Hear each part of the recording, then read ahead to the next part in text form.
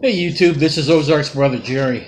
So I was reading the news the other day, and I came across an article that I thought was kind of poignant to what's going on, and it's about the fact that I believe we are currently in a real civil war, where civil wars where two or more factions want to take control of a government. The Civil War, our previous Civil War, which Congress called the War of the Rebellion because it wasn't a civil war, the South wasn't fighting for control of the North. They just want to be left alone. But anyhow, I'd like to read this article and then make a couple of comments, because he probably captured everything better than I could. So I'm going to read it here. It's not very long. A few days ago, Jack Menzies sent what was to be the final chapter in the long line of books and treatises which he had written. Jack went to be with the Lord, I'll use their words, on Sunday, 8 April 2018. Professionally, Jack was the head of the Department of Education at Eastern Michigan University, as well as a prolific author of numerous books, most of which were on the topic of education and the government role therein. His interest in conservative politics was exceeded only by his intellectual ability. This is the last of his works, Civil War. How do civil wars happen? Two or more sides disagree on who runs the country, and they can't settle the question through elections because they don't even agree that elections are how you decide who's in charge.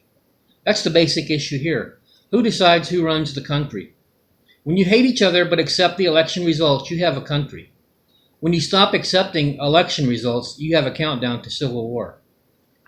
The Mueller investigation is about removing President Trump from office and overturning the results of an election. We all know that. But it's not the first time they've done this.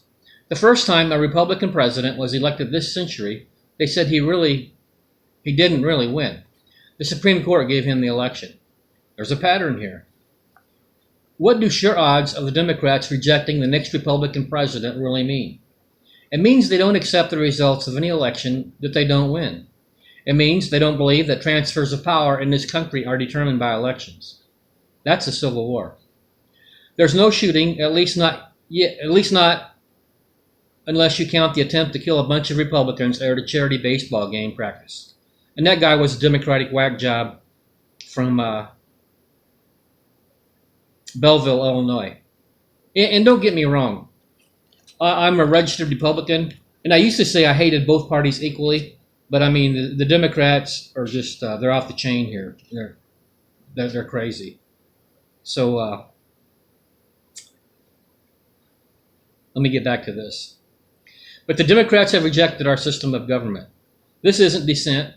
It's not disagreement. You can hate the other party. You can think they're the worst thing that ever happened to the country, but then you work harder to win the next election. When you consistently reject the results of elections that you don't win, what you want is a dictatorship, your very own dictatorship. The only legitimate exercise of power in this country, according to Democrats, is its own. Whenever Republicans exercise power, it's inherently illegitimate. The Democrats lost Congress. They lost the White House. So what did they do? They began trying to run the country through federal judges and bureaucrats. Every time that a federal judge issues an order saying that the President of the United States can't scratch his own back without his say-so, that's the Civil War. Our system of government is based on the Constitution. But that's not the system that runs this country. The Democrat system is that any part of government that it runs gets total and unlimited power over the country. If the Democrats are in the White House, then the president can do anything, and I mean anything. He can have his own amnesty for illegal aliens. He can fine you for not having health insurance. His power is unlimited. He's a dictator. But when Republicans get into the White House, suddenly the president can't do anything. He isn't even allowed to undo the illegal amnesty that his predecessor illegally invented. A Democrat in the White House has discretion to completely decide every aspect of immigration policy. A Republican doesn't even have the discretion to reverse him. That's how the game is played. That's how our country is run. Sad but true, although the left hasn't yet won that particular fight. When a Democrat is in the White House, states aren't even allowed to enforce immigration law. But when a Republican is in the White House, states can create their own immigration laws. Under Obama, a state wasn't allowed to go to the bathroom without asking permission.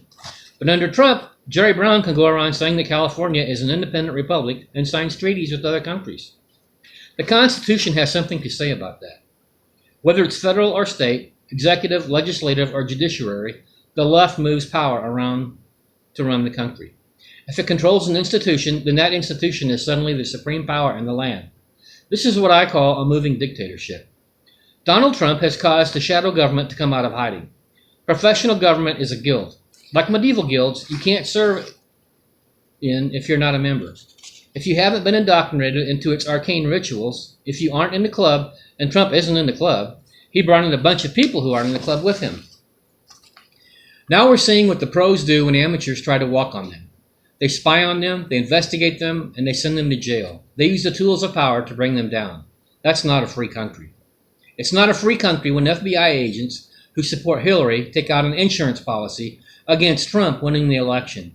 It's not a free country when Obama officials engage in massive unmasking of the opposition. It's not a free country when the media responds to the other guy winning by trying to ban the conservative media that supported him from social media. It's not a free country when all of the above collude together to overturn an election because the guy wasn't supposed to win did. Have no doubt we're in a civil war between conservative volunteer government and a leftist Democrat professional government. So Democrats, are out of power and they're off the chain. So we have our elections coming up in November 6th of 2018. And, what on earth, what can we expect till then? And after that, for that matter. And here's, Donnie Deutsch of the advertising company. Here's his quote on CNBC. What has to happen now, this can no longer be who Trump is. It has to be about who we are. If we are working towards November, we can no longer say Trump's the bad guy. If you vote for Trump, you're the bad guy. If you vote for Trump, you're ripping children from parents' arms.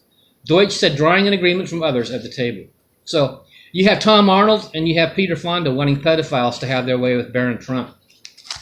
You have Representative Maxine Walters encouraging the public to harass members of the executive branch at every private business they're found at. So